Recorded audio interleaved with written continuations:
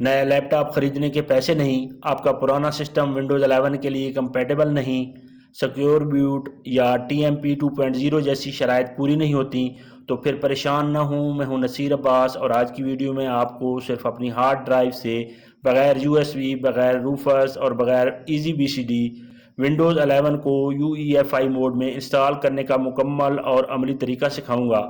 اور سب سے زبردست بات یہ ہے کہ یہ طریقہ ان سسٹم پر بھی کام کرے گا جو ونڈوز 11 کے لیے آفیشیلی کمپیٹیبل نہیں ہے۔ اس سیریز کی یہ پہلی ویڈیو ہے۔ یہ ویڈیو خاص طور پر ان کریٹرز، فری لانسرز اور پروفیشنل صارفین کے لیے ہے جو کئی ہیوی سافٹ ویئرز اپنے سسٹم پر انسٹال کر کے کام کر رہے ہیں، ونڈو 10 سے ونڈو 11 پر شفٹ ہونا چاہتے ہیں لیکن انسٹال شدہ سافٹ ویئرز یا ورک فلو کو ڈسٹرب نہیں کرنا چاہتے۔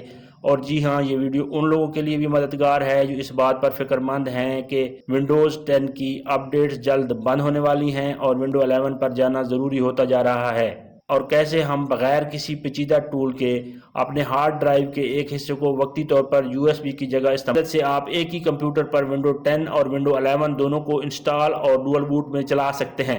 BCD ایڈٹ دراصل ونڈوز کا ایک طاقتور کمانڈ لائن ٹول ہے جو بوٹ مینیجر پر کنٹرول فراہم کرتا ہے۔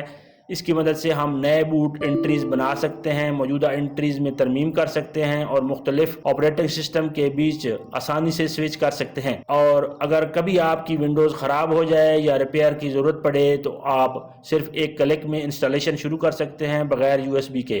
اگر ڈرائیو شرنک کرتے ہوئے کوئی مسئلہ آ رہا ہے تو پریشان نہ ہوں، میں نے اپنی پچھلی ویڈیو میں ڈرائیو شرنک کا مسئلہ آسان اور مکمل طریقے سے حل کیا ہے۔ آپ وہ ویڈیو میرے YouTube چینل نصیر ٹیک پرو اور سوشل میڈیا اکاؤنٹس پر شارٹ اور مکمل ویڈیو کی صورت میں دیکھ سکتے ہیں۔ آئیے میں آپ کو اپنے کمپیوٹر کی سکرین پر لیے چلتا ہوں تاکہ آپ کو یہ تمام مراحل کر کے دکھا سکوں۔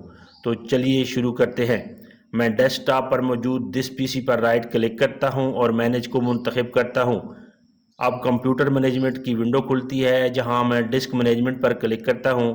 اگر آپ کے ڈیسک ٹاپ پر دس PC کا آئیکن موجود نہیں تو پریشان ہونے کی ضرورت نہیں، آپ ونڈو کی سرچ بار میں جا کر ڈسک مینجمنٹ لکھیں اور جو پہلا آپشن آئے create and format hard disk partition, اس پر کلک کریں، یا کی بورڈ سے Windows+R دبائیں اور کھلنے والی رن ونڈو میں لکھیں ڈسک mgmt.msc، پھر انٹر دبائیں۔ آپ سیدھا ڈسک مینجمنٹ کی ونڈو میں پہنچ جائیں گے۔ میں ڈسک مینجمنٹ میں موجود اپنی F ڈرائیو پر کلک کرتا ہوں۔ اس ڈرائیو یا پارٹیشن میں میرے پاس سپیس موجود ہے، تو میں اسے شرنک کرنے کے لیے رائٹ کلک کرتا ہوں اور شرنک والیوم پر کلک کرتا ہوں۔ ایک نئی ونڈو کھلے گی جس میں ٹوٹل خالی سپیس نمبرز میں لکھا ہوگا، جہاں وہ نمبر پہلے سے بلیو ہیں یعنی سلیکٹ ہیں۔ میں وہاں 200 GB کی ویلیو لکھتا ہوں اور نیچے موجود شرنک پر کلک کرتا ہوں۔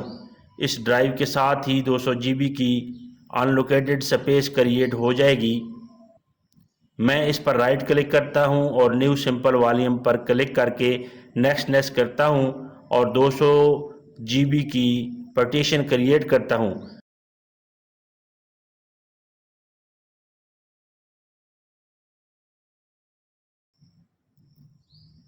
میرے پاس ونڈو 11 کی انسٹالیشن کے لیے نیو والیوم H کے نام سے پارٹیشن کریٹ ہو گئی ہے۔ آپ کے پاس آپ کے PC کے حساب سے سپیس اور ڈرائیو لیٹر الگ ہو سکتے ہیں، طریقہ یہی رہے گا۔ اب میں بوٹیبل پارٹیشن بنانے جا رہا ہوں تاکہ اپنی ہارڈ ڈسک کو استعمال کرتے ہوئے ونڈوز 11 کا سیٹ اپ محفوظ طریقے سے رکھ سکوں، کیونکہ بوٹیبل USB گم بھی ہو سکتی ہے یا خراب بھی ہو سکتی ہے۔ اس لیے میں ایک ایسا پارٹیشن بنا رہا ہوں جو میرے کمپیوٹر کے ساتھ ہی محفوظ رہے۔ بعد میں جب بھی ضرورت ہو اس پارٹیشن سے PC کو بوٹ کر کے ونڈو 11 کی مرمت، ریپیئر یا فریش انسٹالیشن کر سکوں گا۔ اس مقصد کے لیے میں D ڈرائیو سے 10 GB کی جگہ شرنک کر کے ایک نیا پارٹیشن بناؤں گا اور اس میں ونڈوز 11 کی ISO فائل سے سیٹ اپ فائلز کو کاپی کر دوں گا۔ اس مقصد کے لیے سرچ بار میں ڈسک مینجمنٹ لکھتا ہوں اور create and format hard disk partition per click کر کے اسے اوپن کرتا ہوں۔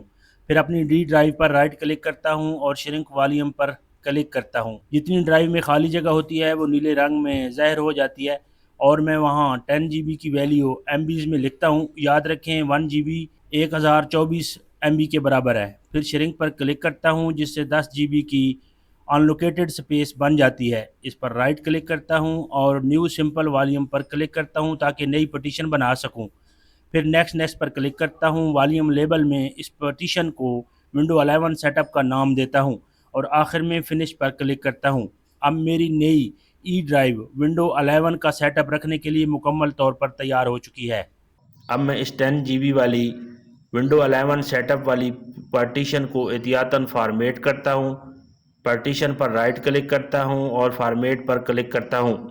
وارننگ ونڈو آتی ہے، میں یس پر کلک کرتا ہوں، پھر سٹارٹ پر کلک کرتا ہوں۔